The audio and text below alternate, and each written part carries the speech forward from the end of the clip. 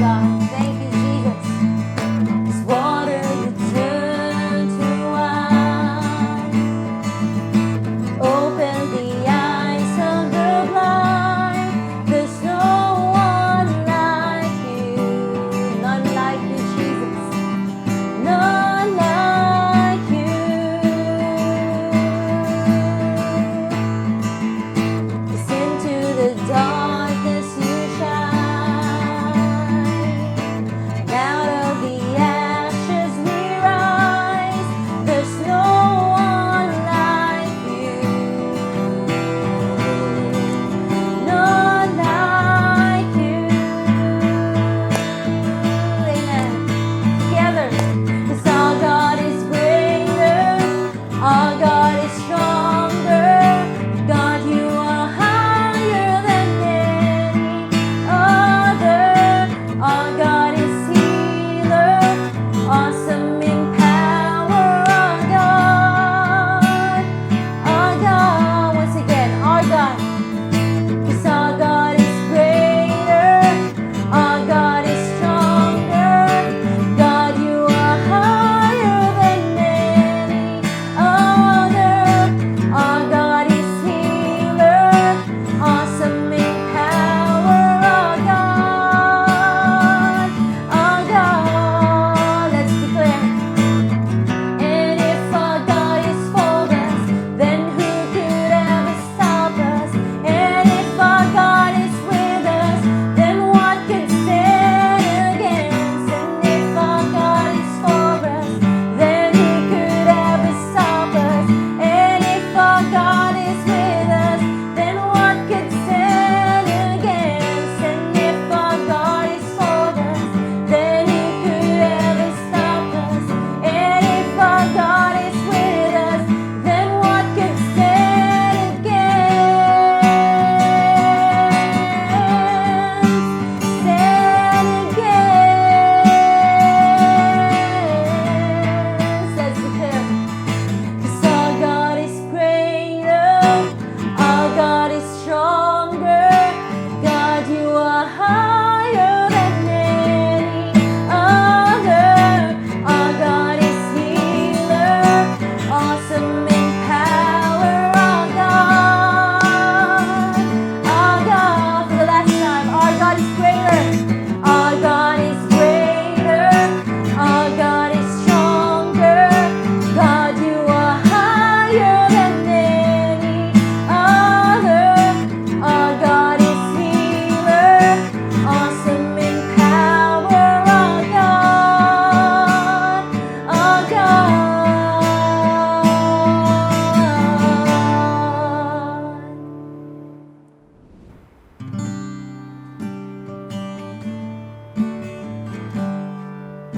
And the music fades, all is stripped away, and I simply come, longing just to bring something that's a word that will bless your heart.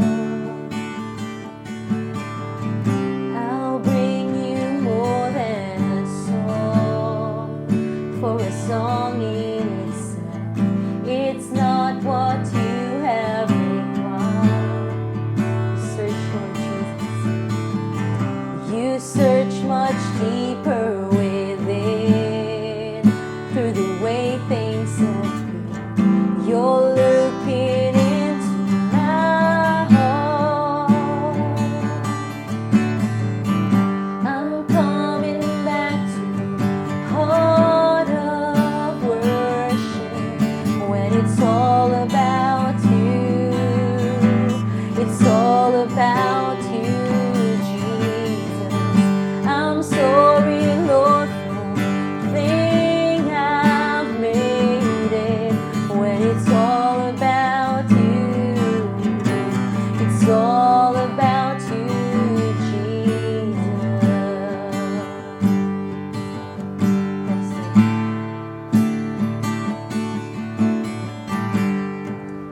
King of endless words,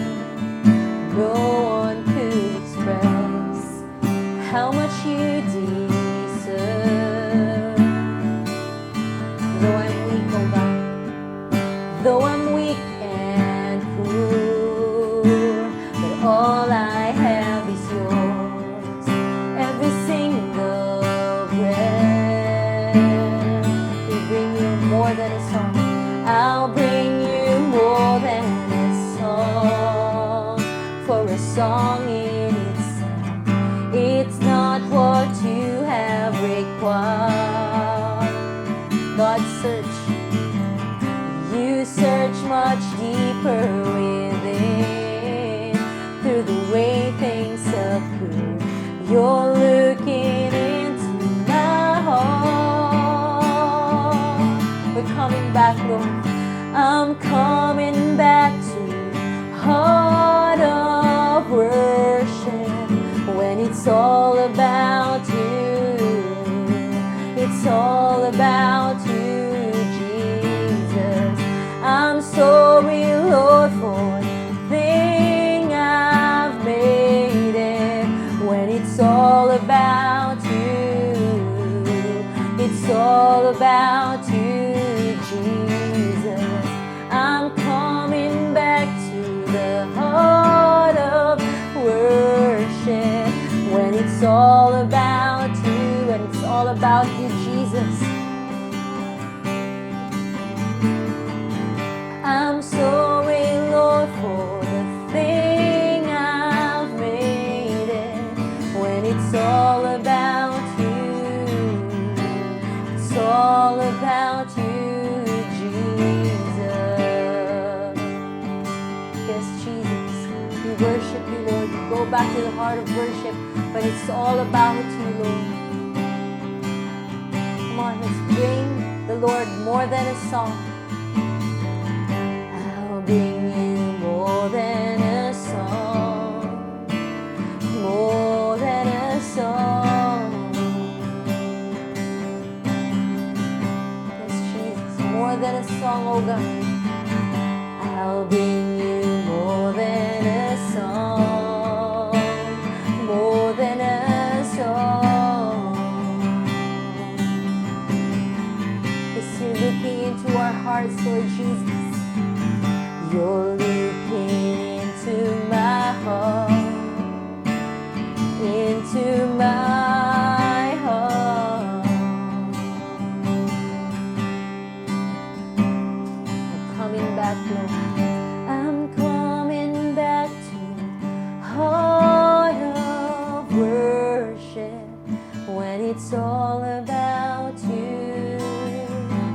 It's all about you, Jesus. I'm sorry, Lord, for the thing I've made it. When it's all about you, it's all about you, Jesus. Shalom community, welcome once again to the continuation of our series, Radical Rhythms. And we will continue the teachings of Jesus Christ starting from Matthew 5, right after the Beatitudes, and he is talking about anger and murder. And before ta magsugod ana, before ta mag-read sa atong verse, I'd like to invite you, let's bow down our heads, and together as a family, let's pray. Lord God, we ask of you nga ubanimi sa teaching karong adlaw, knowing nga kami tanan susceptible, kami tanan posible nga mahimong both victim and aggressor of a condition sa among heart, which is a very vengeful type of heart. Lord, we pray nga kami makatuon about anger, how we manage anger, how we talk to other people, how we prepare and condition our hearts if emotionally. Allow us to become ambassadors of you in the way that we only remain angry on the things that we should be angry on, and we continue to be forgiving on things that we should be forgiving on. So Lord, daghang salamat ubanimi as we navigate sa among kinabuhi with your help and with the Holy Spirit. We thank you in Jesus' name. Amen. Let's read together atong scripture verse found in Matthew chapter 5, verses 21 to 24. You have heard that it was said to those of old, you shall not murder, and whoever murders will be liable to judgment. But I say to you that everyone who is angry with his brother will be liable to judgment. Whoever insults his brother will be liable to the council, and whoever says you fool will be liable to the hell of fire. So if you're offering your gift at the altar and then remember that your brother has something against you, leave your gift there before the altar and go. First be reconciled to your brother and then come and offer your gift. So atong topic for today, as you have already have guessed and have understood based sa atong title, it's talking about a kind of forgiveness that is not usual. Dili siya normal. In our series, we talked about the teachings of Christ and the character of Christ being radical, countercultural, dili sama sa standard giset diri sa kalibutan. And apil po diya ang pagpasaylo sa uban, ang pag-forgive in a radical sense. And karon sabto nato nganong it's so important na radical ta sa atong forgiveness. At the same time, along the way, we will have some practical tips in understanding nganong kinahanglan o how should we go about this way. Na magsugod atong message talking about kaning story of Cain and Abel. This is Genesis chapter 4. Most of us already have an idea kinsa ni sila. The first murder happened here. And ang story goes like this. Both of these brothers, the sons of Adam and Eve, were offering to God an offering based sa ilahang gina-produce. So, Abel was a keeper of livestock and Cain was a farmer of crops. So, kaning brothers, when they have a yield sa ilahang gipang tanom o gipang raise, both of them offered to God. And what happened was, the offering na gi-offer ni Abel was accepted by God. It was an aroma to God. Now, naay lalom na theological meaning and naay also a spiritual response nga nung nahitabo ni. But dili ka na ang focus na to. Ang focus na to was that after pag-offer nila atong duha, naay significant kayo na intervention na gibuhat ang Ginoo. Meaning, before Cain acted on his anger, ni-intervene sa ang Ginoo. And we could see a progression of where anger would result in if dili nato i-check atong heart sama kay Cain. It's found in Genesis chapter 4, verses 5 to 8. For Cain and his offering he had no regard. So Cain was very angry. His face fell. The Lord said to Cain, "Why are you angry and why has your face fallen? If you do well, will you not be accepted? If you do not do well, sin is crouching at the door. Its desire is contrary to you, but you must rule over it." Cain spoke to Abel his brother, and when they were in the field, Cain rose up against his brother Abel and killed him. Now, kung i-break down na tong sequence, Cain was hurt. Wala gidawat ang iyang offering. However, it's not as if na wala gidawat and there was no explanation. God himself visited and explained sa iyahang gina-go through ang iyang jealousy, na ibog siya, naglagot sa igsuon niya. And kung tanawon niyo diri, ang iyang anger was not directed to God, it was directed to his brother. Supposed to be offering, ang spiritual worship nato is a transaction, an act between man and God. Nganong maibog man ka sa uban? Nganong maibog ba ka sa igsuon pa jud nimo? So si God gistorya siya, and this was already a warning. God already see the intent, the murderous intent, the jealousy, the thoughts na nagagawas kay Cain. He could not control his emotions. Na siya desire, na patyo na ko niya ako igsuon. So, ni-intervene siya and explain that if buhaton ni mong tama, meaning if you correct ang offering, or it could be if i-correct ni mong attitude towards this, I will regard this as good. However, if magpadayon ka, and sin is crouching at your door, gusto ka i-consume, gusto ka lamunon sa sala. So, this was a very clear na warning kay Cain. Dili ni subtle lang or a notice announcement. It was a very clear na Cain, whatever you want to do, imong plano buhaton, ayun na buhata. Because it will devour you, kaunon ka na.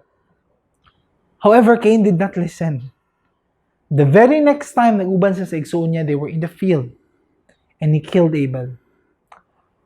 Nasa papatay sa igsoon, tanaw nato diri, nagsugod ni with being very angry. Nag-start with anger. Why are you angry? Suko kay siya. He was very angry. Cain was very angry. Gi-adjo na diha nga word showing grabe ng pagkalagot. As in, karang suko jud kay ka. I know you're familiar with this na times in our life nga suko jud kita, lami kay manglabay og mga gamit, lami kay manumbag, lami kaayo mag-wild. Inala ang feeling, lagot kay siya nganong dili dawaton. and it resulted in murder. Na mauna ang ato ang backdrop of how the Lord approaches and sees anger. Kana na type of progression between anger towards the extreme of murder. Now, as we have listened to itong scripture verse kanina, you may begin to wonder, grabe murder man na ito. Suko na ko sa akong igsuon, murder na.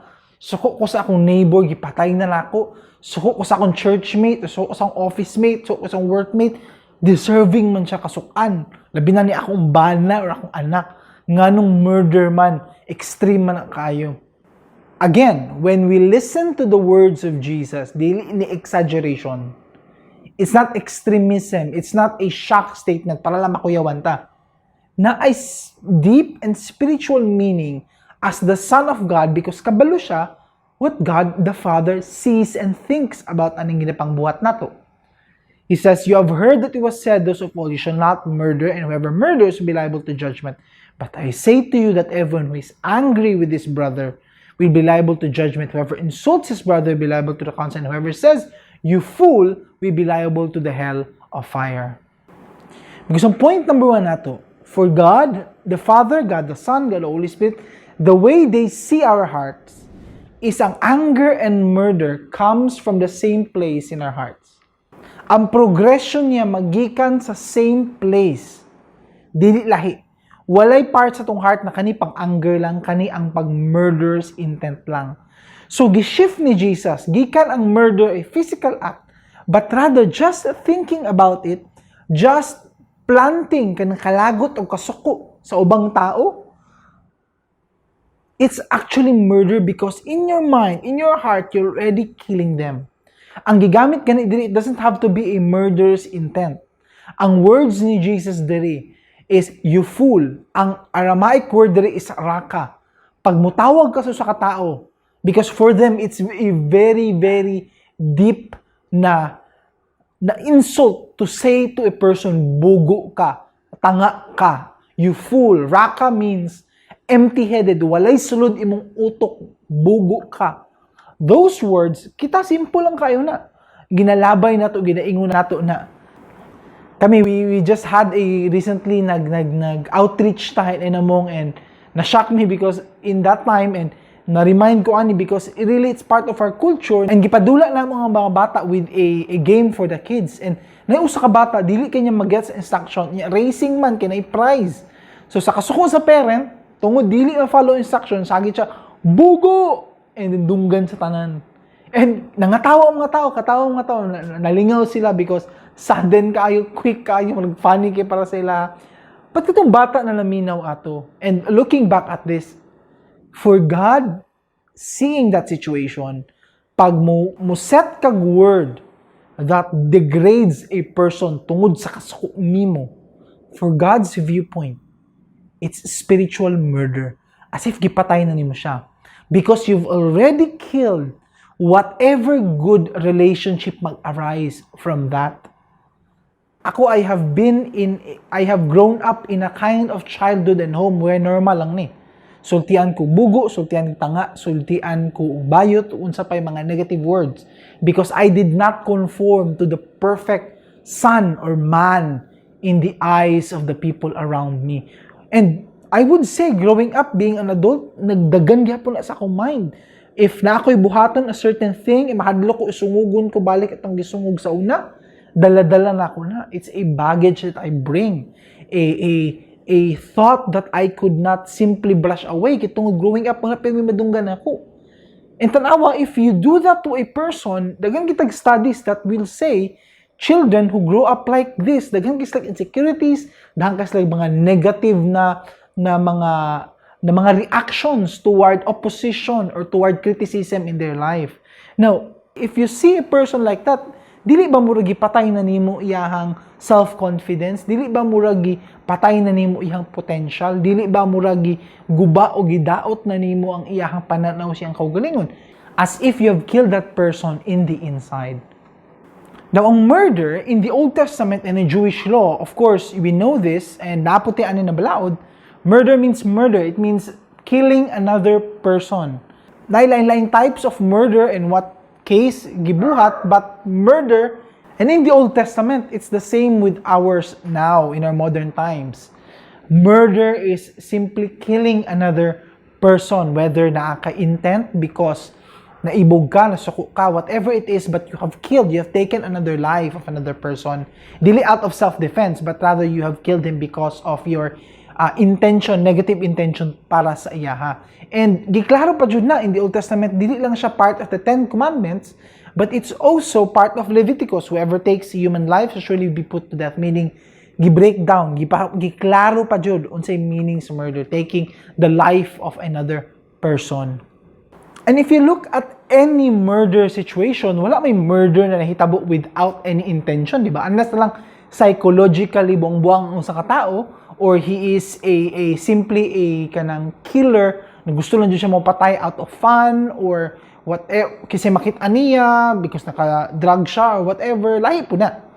But when you look at most of the murders, it always begins with anger. Nagsugod yun na with anger. I've seen so many times, mga situation, people, successful na mga tao, naguba ilang life just because they made a mistake out of anger. Whether nag-try sila murder or gi-murder mismo nila, it's all starting from anger. Nagsugod diha tanan.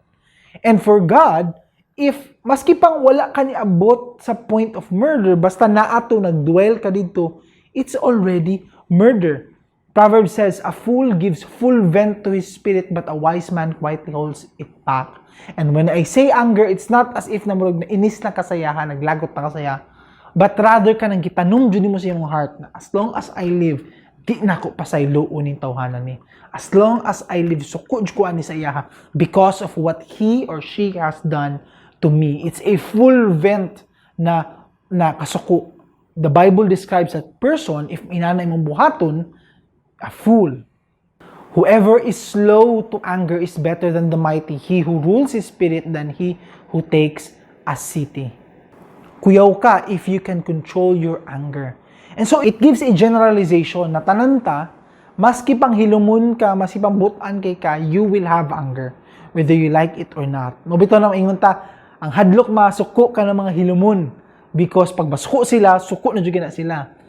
So even katong mga dali masuko or hilumon, every one of us it can be guilty of this if di na to i-check atong heart when it comes to anger. Therefore, if kita karon pa lang, if we do not deal with our anger, we allow ourselves to commit spiritual murder. Oh, grabe sir, exage ka spiritual murder. Yes, based on the definition natong explain ganiya, if in your mind pa lang daan, dili, wala ka nag-allow room for forgiveness, or dili ka ma-attempt og forgiveness, dili ka mag-release of pasaylo, which you will explain later on specific definition of forgiveness, then you have allowed yourself to commit spiritual murder or other types of attack because gi-allow nimo sarili nimo to have that anger with that person. Muna, if you're sitting now with another person in the room, kuhita siya, tell that person, buyin na ng kalagot nimo. Release your anger. Forgive that person. Now, it might be na magunahuna ka, uy, dali lang man na ingnon because you don't know, you have no idea unsa ka hurt ko, unsay ka grabe sa hurt nga gi-cause aning tawo sa kuha. Now, ang anger manggod, it has a snowball effect. Mga tawag nato, muna to second point. If it isn't dealt with, it will grow. Tinuod, it might be very deep ang hurt, but I tell you, it will grow and grow. Imong kalagot to also will grow and grow. I don't believe in the saying that time heals all wounds.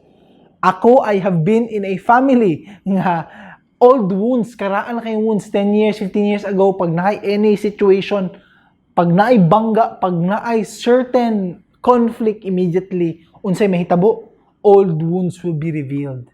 Pag scratch mo sa surface, naapaday gyapon itong old wounds.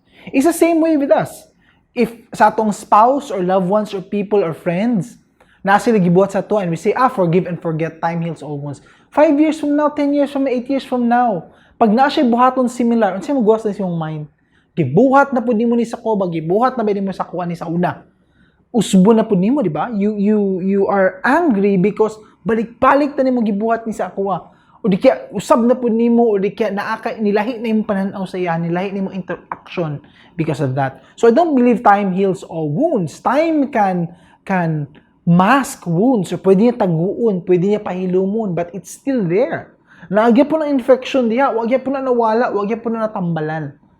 Unless forgiveness is given, unless you let go of that hurt, it will have a snowball effect. By snowball effect, if you've seen an avalanche, kita wala mong gutay snow diri, but if you go to the snowy mountains, na kay makita sa mga video, di ba, na may mga tao sa taas, nag-ski, and while they were skiing, sometimes they would cause some movements or some snowballs mag-roll, and then later on, it will become bigger and bigger until maabot ang avalanche, muhugno ang tibok snowy mountain. And pag hugno ana, it will be very big, but nag-start na very small. It has a snowball effect. People who are always hurting now, or suko kayo pirmi, it did not start karon, but it started years ago or decades ago. Nag-snowball na, wala gyapon ang i-release. There's so many hurts in there. Mabitaw na ang professional people who counsel you, people who are helping you go through in your anger management and other things, magsugod dyan na sila with the childhood. Because most of the hurts are coming from there. Insecurity, words na girelease sa imuha, acts na ipangbuhat sa imo, abuse that you have endured, many other things. Ang anger gikan sa sugod, mauna ang i-try stop because they want to arrive where you are in this snowball effect. And unless we let it go, always na siya bugat. It's like the story of a man na nagbit-bit half sack of rice. And while he was walking on a hot sunny day, init kayong adlaw, he was walking with a half sack of rice, na inilabay usa ka sakyanan. And nihulong ka sakyanan, sir, gusto ka masakay sa sakyanan para dili nakapoy para sa imuha? And so, pagsakay niya, sugot siya, idawat niya ang help. Pagsakay niya, istorya sila gamay sa driver, and then after 30 minutes, niabot sila sa destination nila. And pag naog atong lalaki, nagdala sa sack, tingnan siya, nga nung kapoy makailuya makayong lalaki, abi niya na nag-relax tong lalaki. Di ay to, all throughout the ride, instead of putting the sack down, giluktog ya po niya, gialsa ya po niya, gibalance-balance niya while he was riding in the car. Now, what that shows is us holding on to our hurts. Mag-snowball effect na siya because unless you let it go, dili gihapon nimo ma-experience tong relief of forgiving others. Now, Paul talks about this o gi-describe niya usa ka fool, usa ka unrighteous person. Dagan siya explain diri, but I want us to focus on verse 14 because it gives us a clue. Unsay simptomas sa usa ka tawo nga full of anger? It is this: their mouth is full of curses and bitterness. Curses, that's an obvious sign. But there's one here na sometimes dili nato mabantayan. It is bitterness. Ang bitterness is an effect of ang hunger. It's a type of effect based from the hunger unreleased. Ay tungod nagpundo na ang kalagot and kasuko sa katao, it resulted in bitter. Muna pa sa gina-joke na to, ay, bitter. Because na yung hurts in the past, na yung anger in the past na wala gihapon nimo na resolve. And so it resulted on you, ang imong resolution para mawala tong anger, maging bitter na lang ko towards this specific hurt and anger in my life. Mabito na Matthew chapter 7, Jesus is telling us that you will know a person by its fruit. You will know na healthy and tree by producing good fruit. And if bitterness ang magawa sa iyang bitter thoughts, bitter decisions, bitter things in life, or hurting words, or talking negatively about the past, it talks about kanang usa ka tawo na wala pa naka-move on, wala pa siya ka-forgive, wala pa siya ka-release sa anger niya about sa situation in the past. That's why Jesus reminds us again that out of the abundance of our heart, our mouth speak. And I've seen so many marriages like this, na murag kanang pila ka years na siya nag-uban, pero, or mag-uyab, possible po na, nga murag gamay lang kaayong sala, gamay lang kayong situation, gamay lang kaayong issue, gamay lang kayong conflict, na nawala lang kani, nasaag lang kani, na misplace lang kana, immediately it will blow up. Immediately na idako kayo ng murag nuclear war. Naay murag thought of mag-separate, naanay ka ng time out, di sa tamang istorya, kay grabe na ito ang kalagot. And when you look at situations like that, when you look at relationships like that, it's a clear indication na daghan kay mga unresolved anger. Ang problem is dili tungod wala nagbag-o ning tao na ni against this person. But the problem is sila mismo, they kept on holding that anger and nahimo na siyang bitterness until to a point that it's like a semi-permanent nga molds nga. Maski unsa nimo scrub, maski unsa nimo kiss-kiss, di jud siya matanggal, naa jud diha ang stain. It's like that. Bitterness is like that. Muna kita maging careful, we become bitter people. And hadlok kaayo na, o di na maayong witness to people all around us. Maminaw sa ato about the forgiveness of God, how God has forgiven us. But mutanaw sila nga na ikaw, dili nimo kaya magpasaylo sa uban. And so, kumuhatag dag definition, what bitterness is, it is this. It is a foul odor of anger left unresolved. Mo alisngaw, manimaho. Maski unsa pa nimo limpyo on the outside, on social media, wherever gusto nimo limpyuhon o limpyuhan, but naagya po'y baho, naagya po'y something it's not right, naay smell. Naay mga people mag-take notice na lagi baho. Naay something diri sa room. Ako I still remember na ako'y shorts before nga nakalimot ko na ako'y sabitanan na pirmi na usig sabit dito, wala din ako ginalaba. And one day, I think it was 3rd years or 4th use na nako, wala ko na-realize na pag isabit dito, dili di siya maadto sa laundry basket. So, gisuot na ko one time and then ato ko sa office. And pag ato na ko sa office, may baho. So, ako nag-wonder ko, kinsa man dyan ha? Wala na limpyuhan ni. So, gi-istorya na ko ang clean. Ako na, limpyuhan ni, kani, wasu na limpyuhan, kani, kimod. Nakadyo baho ba na, dili ko kasabot. Nabito, sir, sige, nabito yung baho, limpyuhan niya. Niya all thought nagalimpyo siya, naapog ko in the same room. So, ano siya, bitaw, nabito yung baho, sige siya limpyo. Okay, gawas na, okay, limpyo na. Pero ako nagatanaw ko, asa nagalimpyo, na ako same room. Paggawas niya, naadyo'y baho. Sigo ato sa ilang corners of the room, I try to smell everything, naadyo'y baho. And then I realized, ay ito, nagduko ko, nagtanaw ko sa akong shorts, gisimot na ako, naali dito ang baho. I know it's a disgusting story, but it shows ang atong anger, ang atong unresolved conflicts, ang atong bitterness. We bring that around. Binato siya ni problema, katong na problema, kani ang ni problema, ang jeepney driver ni problema, ang taxi driver ni problema, tanan na lang ni problema, but dili kitaan. We fail to realize na adrite gisuot something nga baho, na kita di ang naay problema. Bitterness is like that. It shows a type of anger in your heart nga wala gyapon na solve, wala gyapon na release. Muna, be very careful. Be very careful nga kung dugay na kay kanatanong kalagot, you never know, or you will not know, gikan day diha ning frustrations nimo og negative thoughts nimo whenever you talk and deal with other people. So Ephesians reminds us, let all bitterness and wrath and anger and clamor and slander be put away from you, along with all malice. Be kind to one another, tender-hearted, forgiving one another as God in Christ forgave you. This is always the number one reason why we forgive. Aside sa katong gimension ganiha, na kinahanglan dyan nato mag-forgive because mag-snowball effect ni. But ang motivation nato why we do this, because God Himself forgave us. Tanan natong gibuhat, all of our sins has been put on Him, resulted in Him not only dying on the cross, but remember, He was separated from God the Father first time in all eternity because of our sins, and yet He forgave. Ang kalisod pa dyan, ana, when He forgave us from our sins, di pa dyan ta receptive ng mga tao. Dili ta katong mga tao na, Lord, forgive us. E kita tanan on the whole world na ngayon tag forgiveness sa Ginoo. And as a result niya, abot ang Son of God who died on the cross to pay for our sins. No. Most of us did not even recognize Him as the Messiah. Even until now, daghan gyapon ka try og say, di lagi na tinuod, it was just a kanang made up figure, or dili gi-exaggerate tanan, wala na spirit, wala na spiritual input kanang scriptures nga gibasa, blah blah blah. And so, natagyapon siya, and yet forgiveness is there.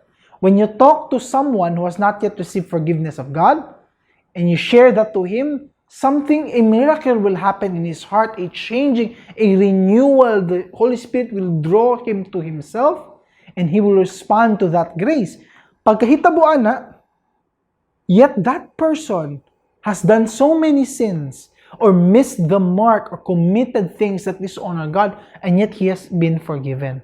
How much more are you, a sinful person, na nadawat lang nimong forgiveness through that, dili ka mo pasaylo sa uban? That's the reason why we forgive. And that's the reason why ang atong love really hurts. And we see so many things karon mag-ingon na ang love has to be perfect, love has to be happy, love does not result in any hurt or pain in our lives. This is the type of love. If ang Bible is ang model nato, ang community in the Bible describes a community of love, why is it ang si Paul sige giingon, forgive one another, daghan mo sala, daghan mo hurts, daghan mo betrayal against one another, and yet forgive, yet be tender-hearted, yet love still your brothers and sisters in the Lord. If walay hurt, if we live a type of life, or in this world nga, if we love, walay hurt, walay pain, nga naman yun si Paul ani. He's saying this because love, true love really hurts. We tend to hurt one another. We tend to betray one another. We tend to say lies to one another. And yet, Christ binds us together. Muna, I am very sad na magtanaw uban believers, uban brothers and sisters in the Lord, who church hop always, magbalhin from one church to another. Na-hurt siya diri, balhin na po siya diri. Na-hurt na po siya dito, ni balhin na po siya dito. For them, ang definition na love, it should not hurt. Pag mag-hurt, gani, balhin na po ko. Walay perfect in the community. Even in your family, your spouse is never perfect. Your children are never perfect. Your friends are never perfect. Samot na ito mga acquaintances ni at work or wherever you will go. They will never be perfect. Muna, you will always should have room for people to commit mistakes in life. Kita, we must make a better job at this. Maningkamot ta on always reminding ourselves, I need to forgive this person. Kaya ako gipasaylo ko sa Ginoo. I read a snippet, an article coming from the book aning gi-write by a person named Vanita Rendell Risner, and I very ganahan ko sa pag-describe niya what forgiveness is about. And ang very quick story sa iyang life is that naa siya'y close friend na gibetray siya, naa siya'y gi-mentor who gibali siya, naa siya'y husband who suddenly left her when everything was going bad, and then naa siya'y anak who died because of a doctor they trusted nga naay nasipyat og hatag sa anak niya, and it resulted in the death of that son. So she wrote a book about forgiveness, about coping up sa betrayal and pagwala sa trust, and she was able to use katong experiences na to share this about others, about forgiving, about all these things. And for her, over the course ng journey, mauni iyang definition na settle in, mauni definition na gusto niya i-remain. Forgiveness is to surrender the right to hurt others in response to the way they've hurt us. This means na tinuod gipasakitan ko nimo, but I surrender the right na manimalus ko sa imo. Because I know that however na ko ibalo sa imo, whatever way to retaliate by what you have done, dili na ko matagaag fair justice to what you have done to me. And so I'd rather give up my right. Ganahan ko ang decision because we tend to think forgive and forget, which is, for me, lisod kinabuhaton or impossible kaya as a human being. Meaning, nakasala ka sa ako, I forgive you, and then I will completely forget na nakagibuhat ato sa ako. It's impossible. I mean, naadjud always na, if balik-balikon niya sa imo na, at that point, you are enabling that person, gina-encourage na noon mo na, sige, buhata pa na sa ako, buhata pa na sa uban, i-hurt me tanan. But I'd rather stick to this definition, gi-give up na ko akong right. This means I have the right na retaliate ko sa as human as I am, balos ko, but give up na ko ng right. This means pwede ko ma-hurt, pwede ko muhilak, pwede ko in pain. But in the future or wherever that process is going, if na may thoughts na manimalus ko sa imo, whether now or in the future, gi-give up na akong right. I am telling God, Lord, gihatag na ako sa imong pain. And so, if there will come a time na gusto ko manimalus, you can remind me, Lord, di ba, gi-give up na nimo tong imong desire to pay back or to retaliate o manimalus ka. Di ba, give up na nimo? So, nga no karon magunahuna pa kag something negative about that person. You have given up that right. Beloved, never avenge yourself. This is what Paul is saying. Leave it to the wrath of God. Ihatag na sa Ginoo, for it is written, vengeance is mine, I will repay, says the Lord. Whether muamin ka dili, wherever we are in our stages in life, in work, in business, in neighbors, samot na ng neighbors, samot ng mga kapitbahay, labi na pag may mga marites diha, imuhang family, imuhang spouse, or ang imong mismong parents. You know, there are many times na pasipyat lang, ginagmay lang, lamik mo balos o nanimalus ka. You're doing this as a retaliation against that person. Now, if manimalus ka, whatever way you want to do, whether mag-rant ka sa social media, that's pinakauso, pinakadali ka ron, mag-rant ka, yaw-yaw ka about sa neighbors, about sa mong family, pwede na. That is already taking justice into your own hands. Ikaw na ang nanimalus. Ikaw na ang nag-take of justice. O whatever that will result, whether mo backfire sa mo dili, mao na to. Ikaw man ibuhat ato. But rather, if you give up, if you remind yourself, gipasaylo ko sa Ginoo, o pasaylo po ko sa iya, you're actually saying, na if dili siya mag-repent, di siya mag-bago, dili siya mag-change, ang Ginoo nang bahala sa iya. Lord, ikaw na bahala. Mogi ingon ng Ginoo, vengeance is mine, I will repay, says the Lord. Tagai ko og space. Ang Ginoo mismo nga ni, leave something to the wrath of God. Tagay ko gamayng space. Ako manimalus para sa imo. Ako mo balos para sa imo. If deserving ka balsan, ako mo balos para sa imo. Tagay og space. Ayaw pag ikaw maling kamo to take revenge. Ako ang mo balos para sa imo. I will have that vengeance na ingon ang Ginoo. And kung papilihan ka kasi may gusto mo balot, ikaw or ang Ginoo who sees everything, who knows everything, siya lang mo balos. In connection ni karon with what happened with Cain and Abel, because as we continue sa atong scripture verse, if you are offering your gift at the altar, there remember that your brother has something against you. Leave your gift there before the altar. First be reconciled to your brother, and then come and offer your gift. You may begin to wonder, you may begin to think, maayon ni, ginatudluan ta about forgiveness, kitudluan ta dapat suko, dapat i-release na to, okay ni. But wala man siya idea. Sir Joseph, di mo makita akong decision karon. I still want to keep that anger. Okay. Sige, decide ana. Keep that anger. Despite kato mga negative akong gisulti or ang progression niya leading towards a change of your character, buhatan na, ikaw bahala.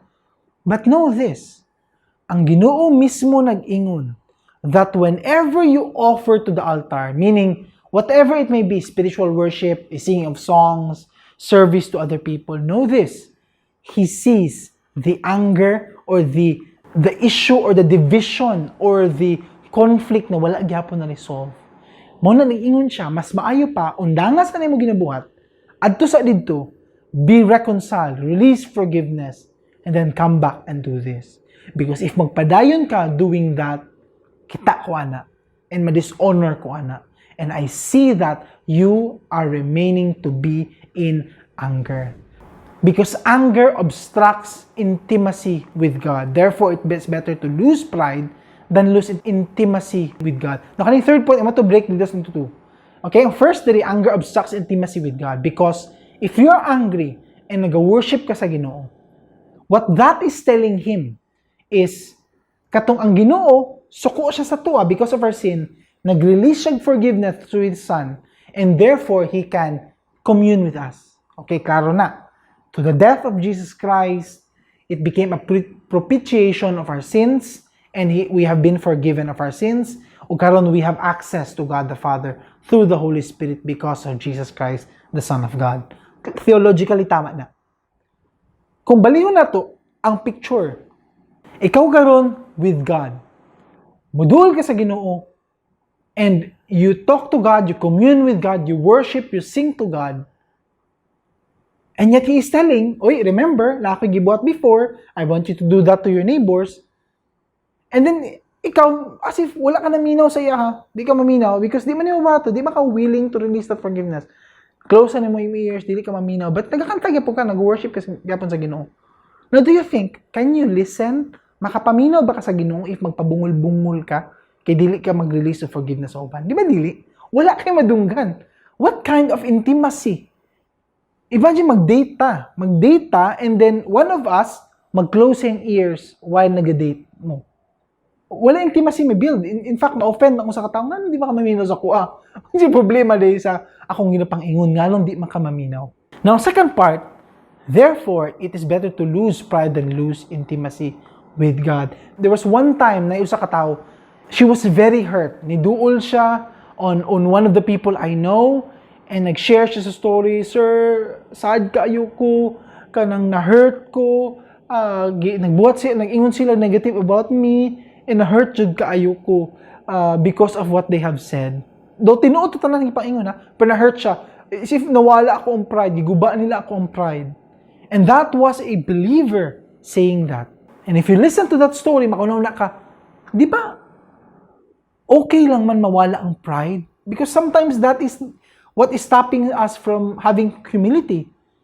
Instead na mag-insist ka na ang pride na ko, what happened is ma-alienate mo sarili from those people. Di na nung sila ganahan si mo, kay ulo, dili ka mag-learn from mistakes.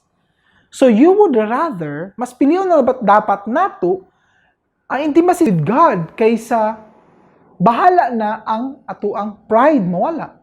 Because ang problem ang good, whenever mag-release tag forgiveness, it's as if saying, gibuyan na nato ang usa ka tao sa iyahang mga sala. Means tama siya or naa siya maayong gibuhat sa iyang pagbuhat sa tuwa. It doesn't have to be that way. Because gitan-aw natong gibuhat ni Kristo para sa tuwa, that is the reason enough. Bahala na si tan-aw niyo basta pasaylo ka or I will release forgiveness to you because I am liable to God. I have this relationship with God na ma-obstruct niya ako ang pag-develop sa relationship niya if dili na ko i-release ng forgiveness sa imo.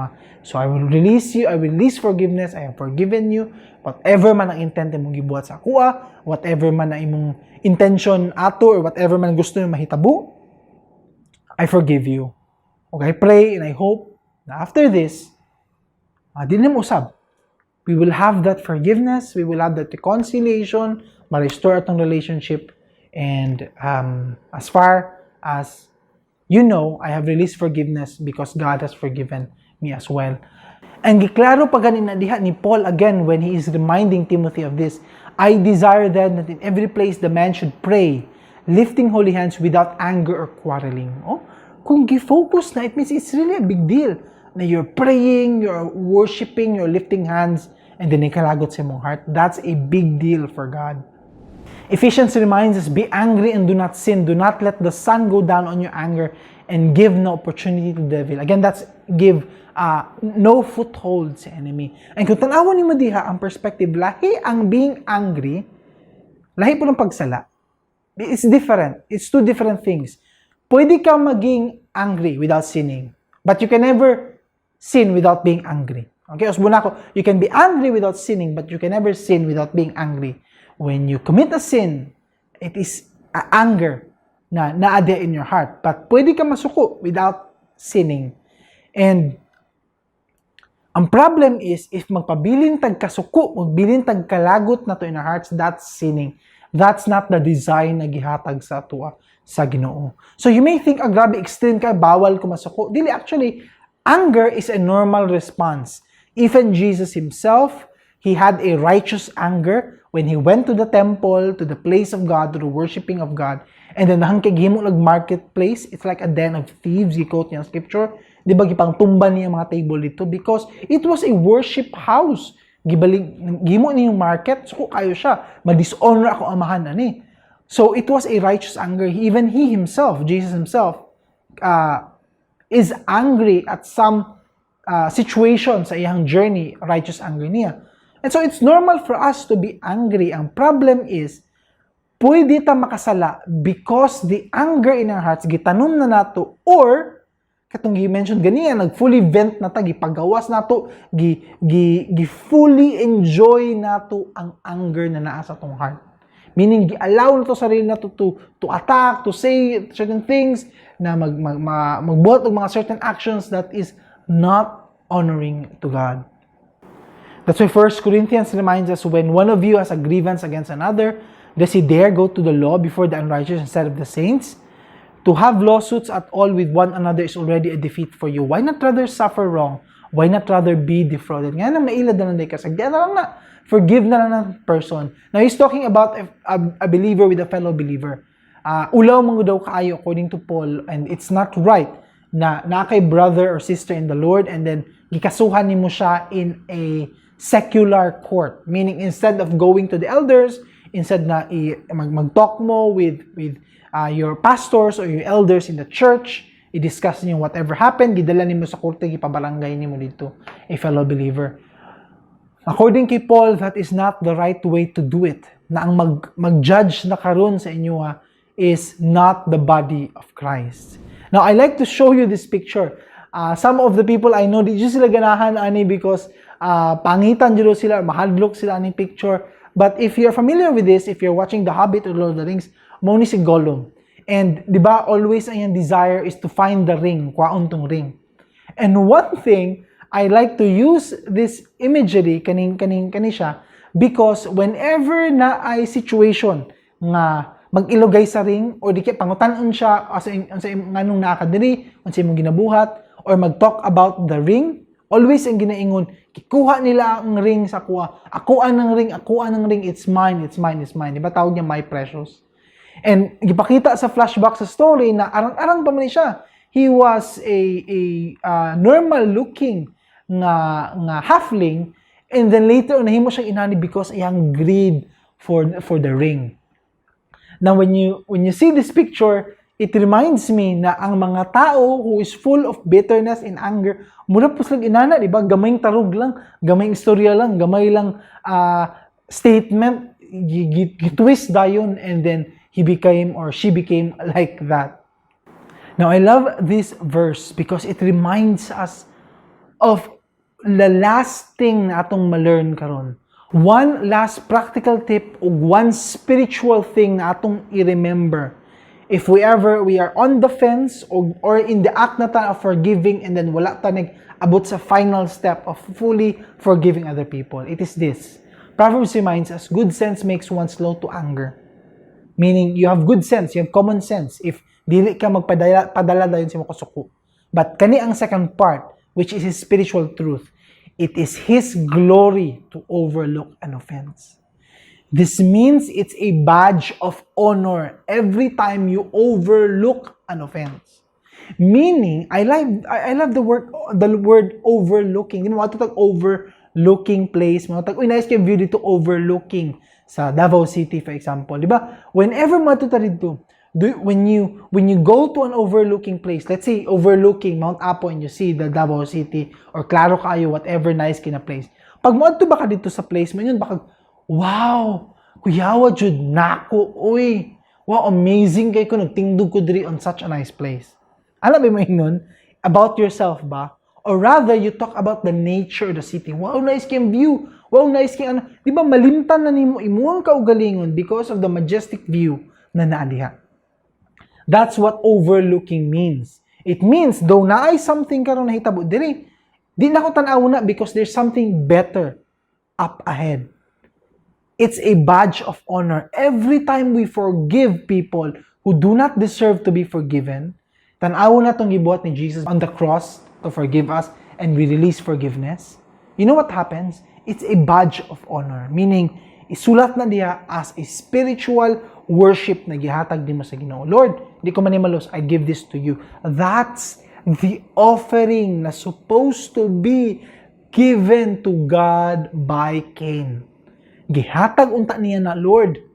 Imagine niya, if nag-offer si Abel, nag-offer si Cain, suko si Cain, mas about to kill Abel. But niya unta siya sa Ginoo, Lord, I want to kill my brother. Aminin ako sa imo na. But I will release forgiveness to him. Ihatag na ko spiritual worship to you.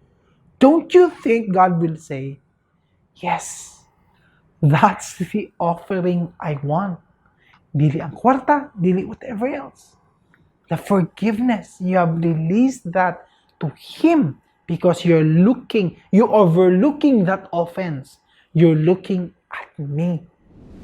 Looking to Jesus, the founder and perfecter of our faith, who for the joy that was set before Him endured the cross, despising the shame, is seated at the right hand of the throne of God. Bahala na ng cross, bahala na ng shame, bahala ng whatever man has planned for me. Jesus is saying, but I will overlook all these things and look towards the joy set before me. Up ahead, there is joy. A joy and a reconciliation with people and God. A joy that people will be with me in the kingdom of God. A type of joy that now sin is broken, the enemy is defeated, and now we are able to see and feel the grace of God. Bahala na ang tuso na ako ni because I see up ahead. That's the type of overlooking that is missing in our hearts. That's why it's hard to forgive. And this is the main motivation na ginahatag diri sa Ginoo. I know forgiveness, lalom kaayo ni na topic. There's so many reasons to be angry, abuses, hurts, betrayal. Dagan kayo, I know. But all these God has seen and endured. And yet, despite na makita niya up ahead, whatever buhato nato sa iya, He has chosen to forgive. Kita po, let's radically forgive.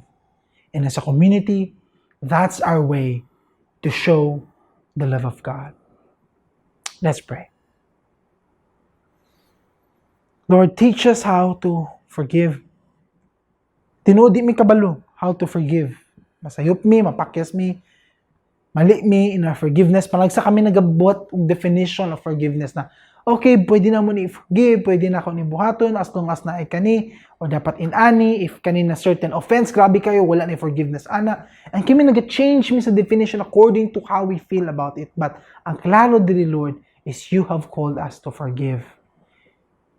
I pray, develop in our hearts, Holy Spirit, a type of forgiving heart, forgiving attitude, that our life will be seen as life full of forgiveness, not because of our own strength, but because of your work on the cross. We thank you. In Jesus' name, amen and amen.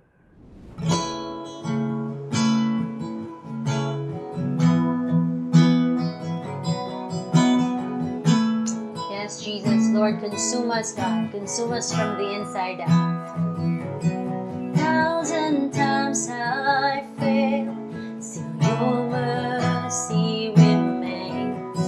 Should I stumble again, I'm caught in your grace, everlasting.